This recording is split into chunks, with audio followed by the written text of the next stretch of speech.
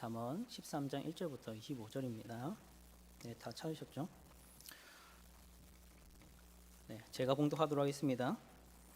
지혜로운 아들은 아비의 훈계를 들으나 거만한 자는 꾸지람을 즐겨 듣지 아니하느니라.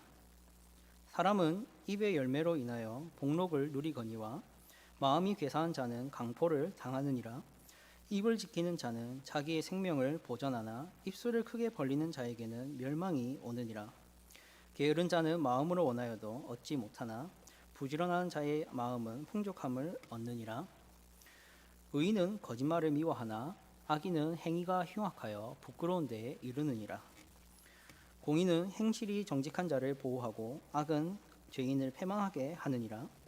스스로 부한 채하여도 아무것도 없는 자가 있고 스스로 가난한 채하여도 재물이 많은 자가 있느니라.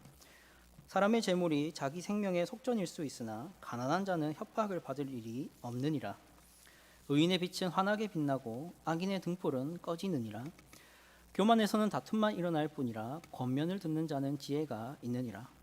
망령되이 얻은 재물은 줄어가고 손으로 모은 것은 늘어가느니라. 소망이 더디 이루어지면 그것이 마음을 상하게 하거니와 소원이 이루어지는 것은 곧 생명의 나무니라. 말씀을 멸시하는 자는 자기에게 패망을 이루고 계명을 두려워하는 자는 상을 받느니라. 지혜 있는 자의 교훈은 생명의 샘이니 사망의 그물에서 벗어나게 하느니라. 선한 지혜는 은혜를 베푸나 사악한 자의 길은 험하니라. 무릇 슬기로운 자는 지식으로 행하거니와 미련한 자는 자기의 미련한 것을 나타내느니라. 악한 사자는 재앙에 빠져도 충성된 사신은 양약이 되느니라. 훈계를 저버리는 자에게는 공핍과 수욕이 이르거니와 경계를 받는 자는 존영을 받느니라. 소원을 성취하면 마음에 달아도 미련한 자는 악에서 떠나기를 싫어하느니라. 지혜로운 자와 동행하면 지혜를 얻고 미련한 자와 사귀면 해를 받느니라. 재앙은 죄인을 따르고 선한 보응은 의인에게 이르느니라. 선인은 그 산업을 자자손손에게 끼쳐도 죄인의 재물은 의인을 위하여 쌓이느니라. 가난한 자는 밭을 경작함으로 양식이 많아지거니와 불의로 말미암아 가산을 탕진하는 자가 있느니라. 매를 아끼는 자는 그의 자식을 미워함이라. 자식을 사랑하는 자는 근실이 징계하느니라. 의인은 포식하여도 악인의 배는 줄이느니라. 아멘. 구원이 오직 믿음으로 가능하다고 할 때 강조되는 것은 은혜입니다. 은혜함은 사람 편에서 아무것도 할 것이 없다는 것을 말하는 거죠. 드라마로 치면 역할이 없다는 것입니다. 드라마가 첫 화가 있고 마지막 화가 있지 않습니까? 이 첫 화부터 마지막 화까지 배정된 역할이 없다는 말입니다.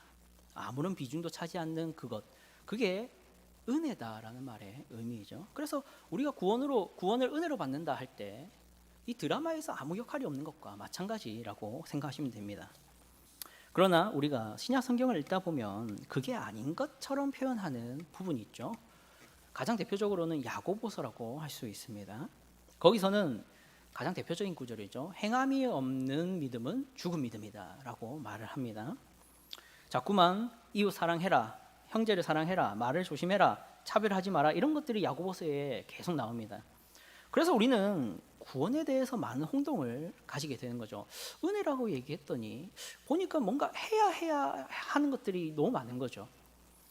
은혜와 행함의 공식은 잘 조화시켜야 하는 것입니다. 야고보서가 말하는 요지는 이거죠. 시작은 은혜지만 열매로 나타나는, 결과로 나타나는 행함들이 있어야 한다는 것입니다. 우리는 그 행함들을 봤을 때 내 믿음이 정말로 은혜로 말미암는 참 믿음인지 아니면 내가 이 사람에게서 나는 억지 믿음인지를 구분할 수 있는 게 이 열매에 있다, 행함에 있다, 이 얘기를 해서 행함이 없는 믿음은 죽은 믿음이다, 이렇게 표현하는 것이 야고보서입니다. 그래서 이게 잠언은 그러면 어떻게 바라봐야 되냐? 바로 이 잠언이라는 게 구약의 야고보서라는 거죠. 이 잠언을 여러분이 보시면 저번에도 말씀드렸다시피 지혜로운 길과 미련한 자의 길이 1장부터 9장까지 얘기됐습니다. 그리고 이 10장부터는 뭘 얘기한다 했습니까? 의인의 길과 악인의 길이 제시가 됩니다. 그러니까 지혜가 악함으로 의로움을 나타나고 미련한 것이 악인으로 나타난다, 이런 연결이 있다는 것이죠. 우리는 매주 이런 오후 예배 때마다 이런 잠언서를 살피고 있는데요. 잠깐 잠언서의 특징을 다시 한번 새겨 보면 좋겠습니다. 여러분이 잠언을 읽어보면 가장 큰 특징이 이 맥락 잡기가 어렵다는 거죠. 흐름 잡기가 어렵다는 겁니다. 왜 그러냐면은 이 잠언이라는 게 국부적이기 때문입니다. 국부적이라는 말이 저번에도 한참 어려운 말 써서 죄송하다 했는데 또 한번 죄송합니다. 설명드린다면 각 절이 각각의 주제를 다 담고 있기 때문에 서로 다른 주제들입니다. 그래서 1절에서 2절 넘어갔는데 딴 주제를 얘기를 해버리는 거죠. 그러니까 이게 헷갈리는 겁니다. 차라리 그럼 같은 주제를 얘기를 한다 하면 맥락으로 잡기 쉬운데 이게 불규칙적으로 배열되어 있다 보니까 1절에서 2절의 주제가 연결되지 않고 1절에서 13절에 이게 주제가 같은 주제가 또 얘기되고 이런 식으로 잠언이 이루어져 있더라라는 것을 우리가 알아야 됩니다. 그래서 우리가 오늘 함께 살펴볼 본문은 13장입니다. 이 13장도 마찬가지라는 것이죠. 불규칙적으로 이 주제들이 배열되어 있습니다. 여러 가지 주제들이 나오는데요. 이 13장에서 가장 많은 비중을 차지하고 있는 주제는 훈계를 대하는 자세에 관한 주제입니다. 총 6구절이나 이 주제를 담고 있습니다. 그리고 이어서 5구절을 담고 있는 주제는 재물에 대한 주제고요. 그 다음에 거짓말에 대해서 3구절이 나오고 있고 말에 관한 지혜가 2구절, 그리고 소망에 관한 주제가 2구절, 이렇게 또 나머지 한 구절 한 구절 따로따로 한 개씩 주제를 다루고 있습니다. 이 많은 지혜의 말씀을 다 다룰 수는 없잖아요. 우리가 이 주제를 다 다루면 오늘의 시간이 부족합니다. 그래서 하나만을 깊게 살펴보는 것이 우리에게 유익할 것이라고 생각이 돼서 하나만 살펴볼 건데 가장 많은 비중을 차지하는 주제였죠. 훈계를 대하는 자세에 관해서 우리가 이 주제의 말씀을 살펴보고자 합니다.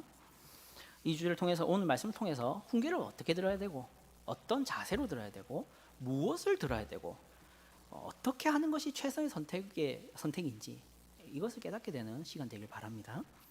잠언 13장의 훈계를 대하는 자세에 관한 지혜의 말씀은 6구절이라고 말씀드렸습니다. 제가 이걸 나열드린다면 첫 번째는 1절, 그리고 10절, 그 다음에 13절, 그리고 14절, 그리고 18절, 그리고 24절, 이렇게 6구절이 훈계를 듣는 자세에 관한 지혜의 말씀입니다.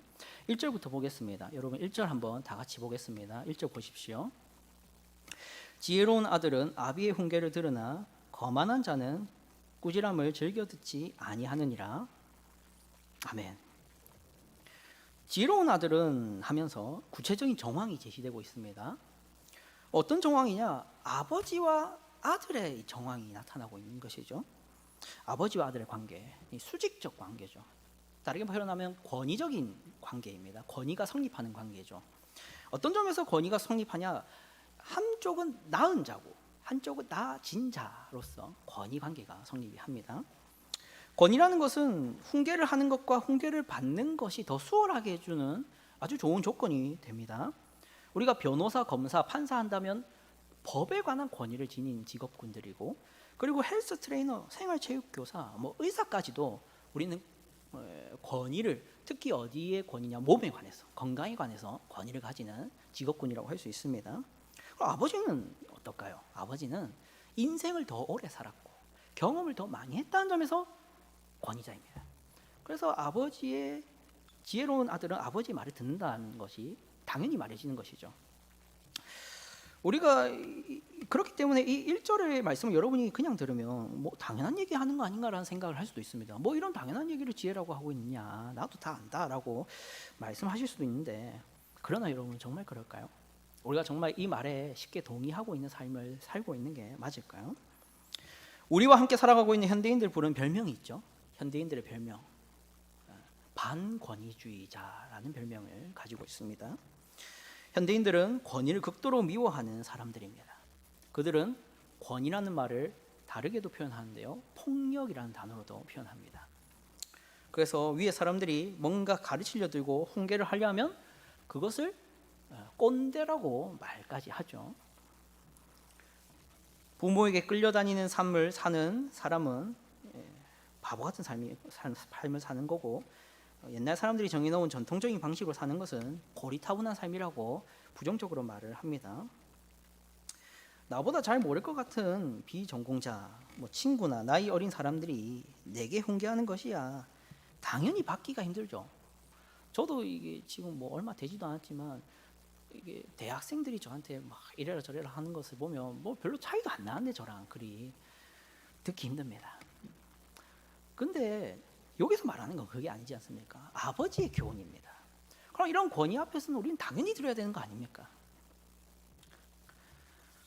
이런 현대인들에게 선생님의 말이 아닌 거고, 부모님의 말도 말로 안 들리는 거고, 의사들의 말도 말로 안 들리는 것이죠. 우리가 그런 시대에 살고 있습니다. 옳고 그름을 내가 판단하고 참과 거짓을 내가 선택해서 골라야 직성이 풀리는 사람들과 함께 살아가는 이런 시대가 현대인 거죠. 그런 점에서 오늘 1절에서 이 지혜자가 이런 자들을 거만한 자들이라고 지칭한다는 것이 너무나도 적절한 것 같아 보입니다. 거만한 자는 꾸지람을 즐겨 듣지 아니하느니라고 말합니다. 전통 문화도 지식도 지혜도 내 앞에서 다 해체되고 내가 선택되고 내가 재정립해야 되는 것이고 이렇게 생각하는 것이죠. 10절도 보십시오. 10절에는 이렇게 말합니다. 네, 10절 보십시오. 교만에서는 다툼만 일어날 뿐이라 권면을 듣는 자는 지혜가 있느니라. 아멘. 교만에서는 다툼만 일어난다고 합니다. 근데 이 교만은 단순한 교만이 아닌 겁니다. 뒤에 보십시오. 뒤에 보면 뭐라고 하냐면은 권면을 듣는 자는 지혜가 있다라고 말을 하고 있습니다. 그러니까 앞에 이 교만이라는 것은 권면을 듣는 문제에서의 교만을 말하고 있는 것이죠. 이것은 앞에서 말했던 거만한 자와 동일한 이야기를 하고 있는 것입니다. 근데 이 교만이 어떻게 드러나냐? 도대체 현대인들이 교만하고 거만하다는 것이 어떻게 증명되고 있냐? 다툼으로 증명되고 있다는 것을 우리는 알 수 있습니다. 보십시오. 정말 그렇습니다.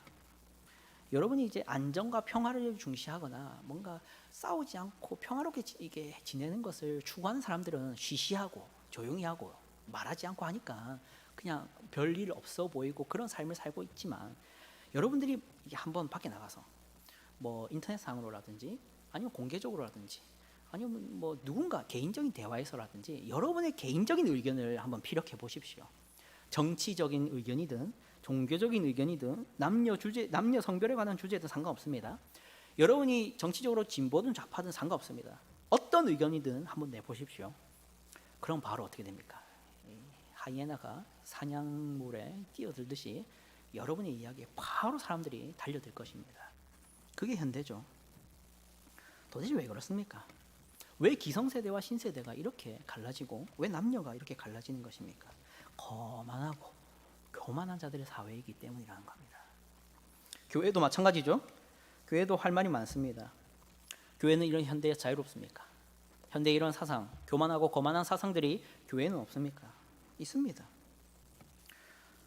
동생애를 죄가 아닌 것으로 말할지, 죄라고 할지, 낙태를 죄라고 할지, 죄가 아니라고 할지, 직분을 줄지 말지, 행사를 할지 말지, 청빙을 할지 말지, 돈을 쓸지 말지로 또 싸웁니다. 이 모든 다툼의 근본적인 이유가 있습니다. 그것이 뭐냐? 일단은 기본적인 이유는 신앙이 불일치죠. 내가 생각하는 교회관, 내가 생각하는 신앙관, 내가 생각하는 어떤 교회 생활이라는 것, 그게 다 다릅니다. 내가 읽어봤더니 성경이 말하는 게 이거 같고, 내가 읽어봤더니 하나님은 이런 분인 것 같고, 그게 각자 다릅니다. 이렇게 신앙이 불일치하니까 여러 가지 지역적인 문제들, 개개별의 어떤 다른 문제들이 다 다툼이 일어나는 겁니다. 근데 이 신앙의 불일치도 더 근본적으로 들어가 보면 뭐의 문제냐? 거만과 교만의 문제다라고 말하고 싶은 부분입니다. 여러분, 신앙의 불일치가 왜 일어날까요? 가장 큰 이유는 우리가 하나의 신앙을 고백하기 위해서 우리의 선조들이 끊임없이 쌓아온 전통을 무시하기 때문입니다. 우리의 선조들이 목숨을 걸고 교리를 지키고 목숨을 걸고 신앙을 지키고 신학을 지켰습니다. 사도 바울로부터 이어져 내려온 사도적인 그러한 신앙, 참된 복음의 진리가 초대교회를 통해서 계속 이어져 내려왔을 텐데 그때마다 이것을 공격하는 이단들이 있었고 이것을 어떻게든 전복하려는 세상적인 철학과 세상적인 사상들이 있어 왔습니다. 그것과 싸우는 이야기를 담고 있는 게 요한 1서, 요한 2서, 요한 3서지 않습니까? 그 이후로도 교회 역사는 계속 이단적인 사상들과의 싸움이었습니다. 그래서 사도적인 신앙을 지켜왔습니다. 그런데요, 현대 교회들이 이걸 안 본다고요. 이거를 배우려고 하지도 않고 중요하다 생각도 안 합니다. 그러니까 어떻게 됩니까? 각자 신앙이 다른 거죠. 하나의 믿음과 하나의 고백을 할 수가 없는 것입니다. 우리가 사도신경을 왜 읽습니까?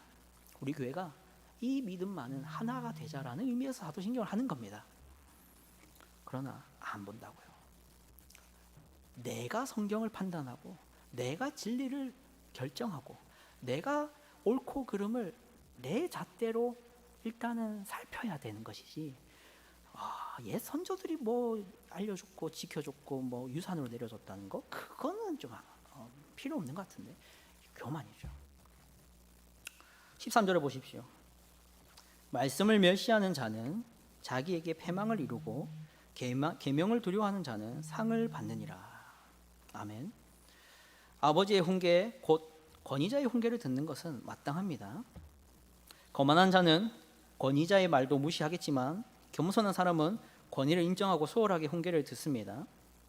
그러나 여러분, 어떤 훈계라도 다 듣는 것이 지혜겠습니까? 아닙니다. 여러분, 교회는 왜 모입니까? 이게 갑자기 법적인 분쟁이 일어나서 법의 문제에 상담을 받아야 되는 사람은 당연히 어디를 찾아가야 될까요? 변호사 사무소에 찾아가야겠죠. 건강이 안 좋아진 사람은 어디로 가겠습니까? 의사에게 찾아가야겠죠. 자기가 필요한 것에 따라서 찾아가야 되는 대상이 있는 겁니다. 그때 필요한 상황에 이게 붙들어야 되는 권위가 있는 것이죠.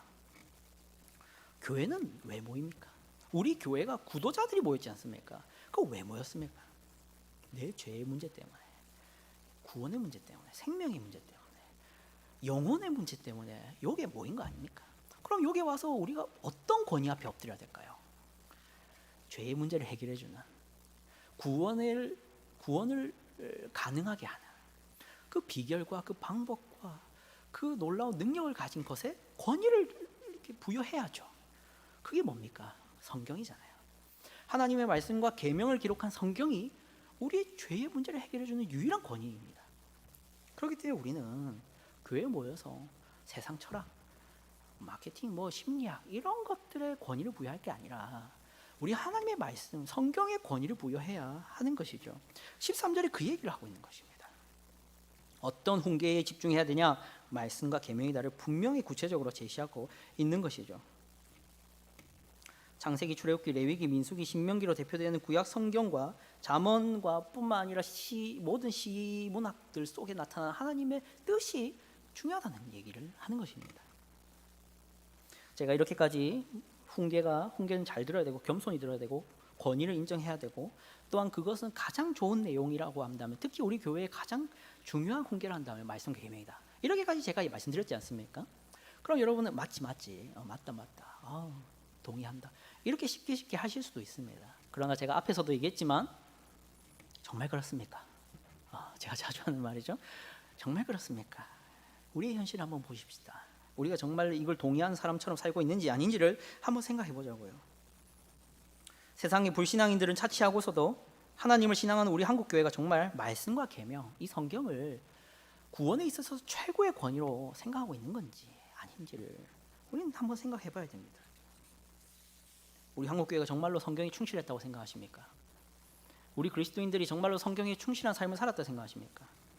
한번 보십시오. 우리가 우리의 자녀들에게 교훈할 때 어떤 내용으로 교훈합니까? 우리가 우리 가족들에게 조언할 때 무엇을 근거해서 교훈합니까?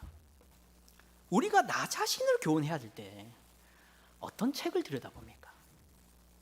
성경입니까? 아니면 성공한 사람들의 스토리와 성공한 사람들의 어떤 사상들입니까? 아니면 세상 철학과 세상의 어떤 인문학, 거기에 근간을 두고 우리는 상담해주고 조언해주고 훈계하고 있는 건 아닌지 한번 생각해 보십시오. 우리는 말입니다, 적당히를 모토로 한 신앙교육을 시행하고 구원보다 더 중요한 것이 있는 것 같은 뉘앙스로 자주 말합니다. 우리의 가족과 우리의 주변 사람과 우리의 자녀들에게 그렇게 말한다고요. 14절을 보십시오. 14절입니다. 지혜 있는 자의 교훈은 생명의 샘이니 사망의 그물에서 벗어나느니라. 아멘. 14절에서 말하는 중요한 요지는 이것입니다. 지혜 있는 자의 교훈은 생명의 샘과 같다. 이 생명의 샘이 뭡니까? 물론 샘입니다. 근데 생명의 샘입니다. 생명과 직결되는 목숨줄과 같은 샘이라는 말입니다. 이것을 먹고 그냥 시원하다 이게 아닙니다. 살았다라고 고백할 수 있는 샘이라는 겁니다. 그게 지혜 있는 자의 교훈이라는 것이죠. 지금까지의 맥락을 보면 말씀과 계명을 말하고 있는 것입니다. 그런데 정말 우리가 이것을 동의하는 삶을 살고 있는지 현실을 보십시오. 또 말합니다. 여러분, 우리가 말씀 읽기 프로젝트를 합니다. 동교회가 지금 시행하고 있는 프로젝트인데 말씀을 많이 읽자 합니다. 근데 이게 말씀이 정말 중요하다는 걸 경험하려면 이러면 좋지 않겠습니까? 말씀을 읽기 프로젝트에 참여한 사람은 건강해지고, 여기에 참여 안 한 사람은 갑자기 병원에 실려가고, 이러면 정말 이게 목숨줄 같은 거구나 동의가 됩니다. 오늘 이 14절에 말한 지혜자의 말이 정말인 것 같습니다. 그런데 정말 우리가 그게 경험이 됩니까? 경험이 안 되지 않습니까? 말씀을 안 읽어도 말씀을 읽어서 잘 삽니다. 그러니까 우리 14절의 말이 뭔가 이게 사실처럼 안 여겨지는 것이죠. 18절도 동일한 원리를 얘기하고 있습니다. 물론 부정적으로 서술하긴 하지만 18절도 동일한 얘기를 하는데 보십시오. 18절 말씀입니다. 훈계를 저버리는 자에게는 궁핍과 수욕이 이르거니와 경계를 받는 자는 존영을 받느니라. 아멘. 그러니까 훈계를 저버리는 자, 훈계를 무시하는 자들은 궁핍과 수욕이 온다는 것입니다. 그러니까 가난해지고 순환과 욕을 듣는다는 것입니다. 근데 우리가 정말 그렇습니까? 말씀 프로젝트에 참여 안 하면 가난해집니까? 궁핍해집니까? 수욕을 당합니까? 아니죠. 핍박 안 당합니다. 그러니까 이것도 경험되지 않습니까? 그러니까 우리는 이 지혜자의 말이 지혜처럼 안 들리고 진리처럼 안 보이는 겁니다. 그러나 여러분, 제가 저번에도 말씀드렸다시피 이 잠언의 말은 궁극적인 참을 얘기를 하고 있는 것입니다. 이 잠언의 말씀이 경험되는 순간은 언제입니까? 심판대 앞이라는 거예요. 하나님의 심판대 앞에서 우리는 비로소 지혜에 있는 자의 교훈을 듣는 것이 생명의 샘과 같고, 훈계를 저버렸던 나의 모습이 가난과 궁핍과 수욕을 만들어내고 있구나는 경험하게 됩니다. 어떻게 그렇습니까? 호세아서 4장 6절을 보겠습니다. 호세아서 4장 6절입니다. 내 백성이 지식이 없으므로 망하는도다. 네가 지식을 버렸으니 나도 너를 버려 내 제사장이 되지 못하게 할 것이요 네가 내 하나님의 율법을 잊었으니 나도 내 자녀를 잃어버리리라. 아멘. 자, 여러분, 내 백성이 지식이 없어 망한다라는 결론을 이야기했습니다. 망합니다. 그런데요, 왜 망하는가? 우리가 하나님의 지식을 잊어버리면 하나님도 우리를 잊는 원리가 있기 때문입니다. 하나님이 나를 기억하냐 못하느냐가 내가 하나님의 약속을 기억하냐 아니냐로 결정된다는 겁니다. 여기서 우리의 두려움이 생겨야 됩니다. 여러분, 우리가 심판대에 서게 되면 마지막 날에 우리의 앞에 심판대 위에는 하나님이 계십니다. 그리고 그 옆에 누가 계십니까? 우리의 변호인으로 예수님이 계십니다. 근데 그때 우리 예수님이 어떻게 말씀하시느냐, 우리를 어떻게 변호해 주시냐가 결정적입니다. 그러나 보십시오. 마태복음 7장 23절입니다. 마태복음 7장 23절입니다. 마태복음 7장 23절입니다. 네, 제가 읽겠습니다. 그때 내가 그들에게 밝히 말하되 내가 너희를 도무지 알지 못하니 불법을 행하는 자들아 내게서 떠나가라 하리라. 아멘. 불법을 행하는 자들아 내게서 떠나가라. 왜? 내가 너희를 알지 못한다. 이게 우리의 충격적인 말이 될 것입니다. 우리가 하나님 앞에 섰는데 예수님께서 그리 말씀하시는 거죠. 나 너희 모른다. 이렇게 말하는 순간 우리는 뭐가 찾아옵니까? 궁핍과 수욕이 찾아온다고요. 그 순간 우리가 하나님의 말씀을 듣는 것이 생명의 샘과 같다는 사실을 경험하게 된다고요. 그때 경험한다고요. 우리 예수님이 나를 기억하고, 나 너 안다. 너 잘 왔다. 네가 내 약속을 잊지 않고 나를 믿고 기다렸구나. 내가 너를 잊지 않았다. 이 말을 들어야 되는데 그 말을 듣지 못한 순간 우리는 말씀이 생명과 같고 말씀을 저버리면 궁핍과 수욕이 오는 것을 경험한다고요. 우리는 이것을 믿음으로 받는다라는 것이 신앙생활입니다. 사랑하는 성도 여러분, 말씀을 정리하겠습니다. 훈계를 어떻게 해요? 어떻게 하면 잘 들을 수 있습니까? 권위가 성립하면 됩니다. 우리가 훈계와 교훈에 귀 기울일 수 있는 길은 이 권위를 인정하는 것입니다. 권위가 인정되지 않더라도 듣는 것은 지혜죠. 좋습니다. 그러나 권위가 있으면 그래도 소홀히 들어야 되는 것입니다. 그러나 우리의 현실이 그렇지 않다고요. 우리는 권위를 미워합니다. 권위를 싫어합니다. 특히 우리 교회가 권위를 부여해야 되는 것이 뭡니까? 성경이고 하나님의 말씀이고 계명입니다. 그런데 우리는 이 말씀에 과연 얼만큼 권위를 부여하고 얼만큼 이 말씀에 우리가 집중하고 있습니까? 그렇지 않은 현실을 우리가 너무나도 많이 봅니다. 이 부분을 회개하고 이 부분을 돌이켜야 되는 것입니다.